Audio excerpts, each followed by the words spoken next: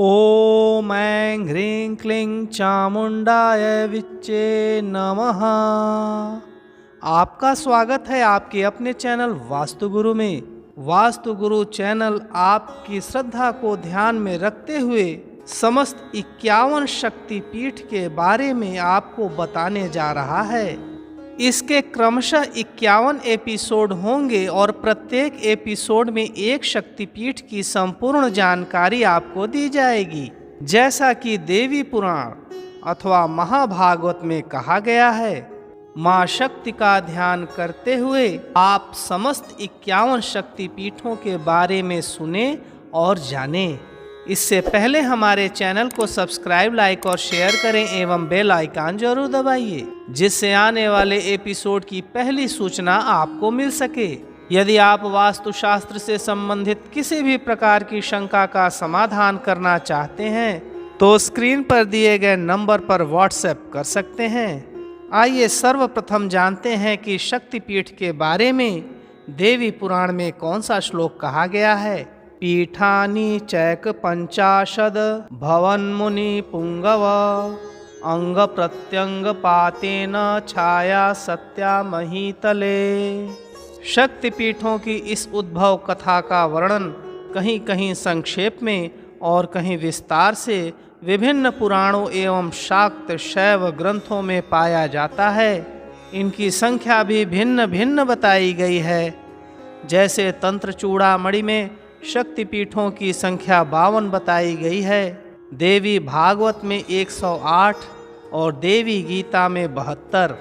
कुछ अन्य ग्रंथों में भी पीठों की संख्या भिन्न भिन्न पाई जाती है, किंतु देवी पुराण महाभागवत में शक्तिपीठों की संख्या 51 बताई गई है। अब आइए जानते हैं कि शक्तिपीठ का निर्माण कैसे हुआ।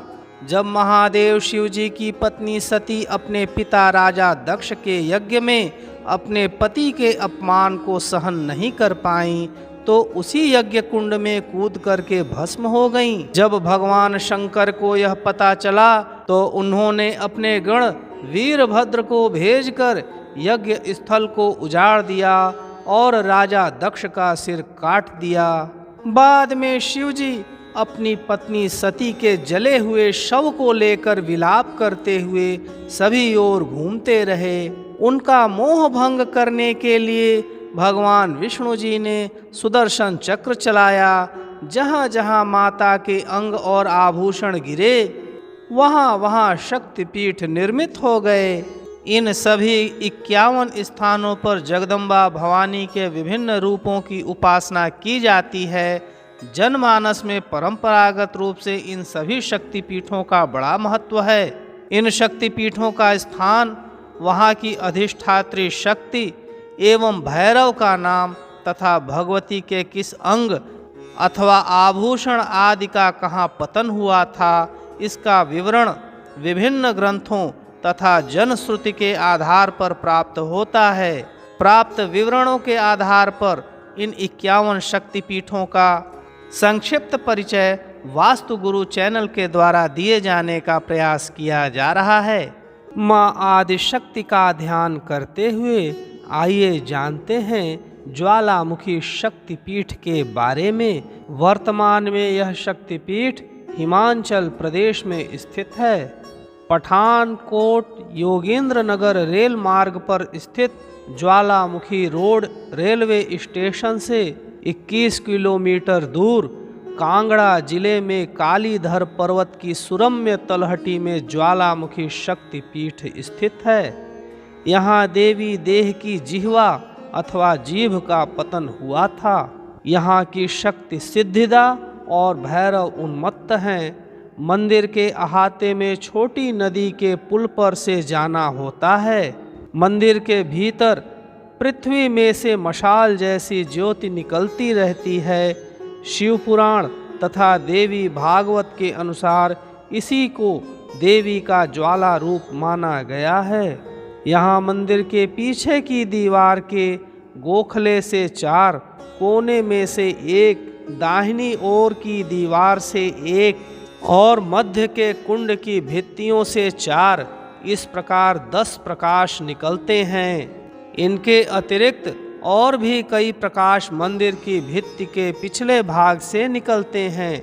इनमें से कई स्वतः बुझते और प्रकाशित होते रहते हैं। ये ज्योतियाँ अनादिकाल से जल रही हैं।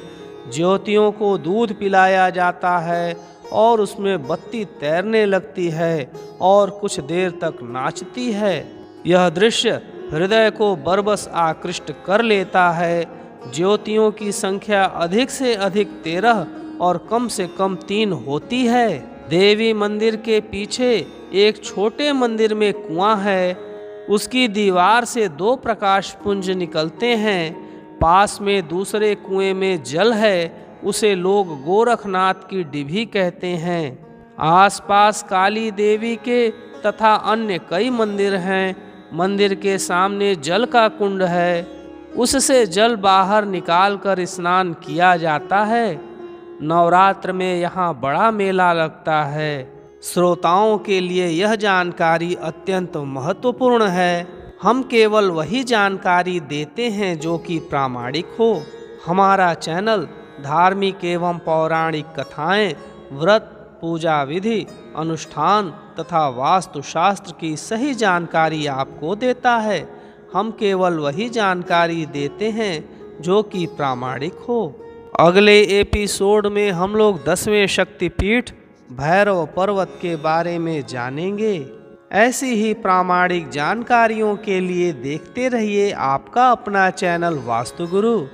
ओम ऐं ह्रीं क्लीं चामुंडाय विच्चे नमः।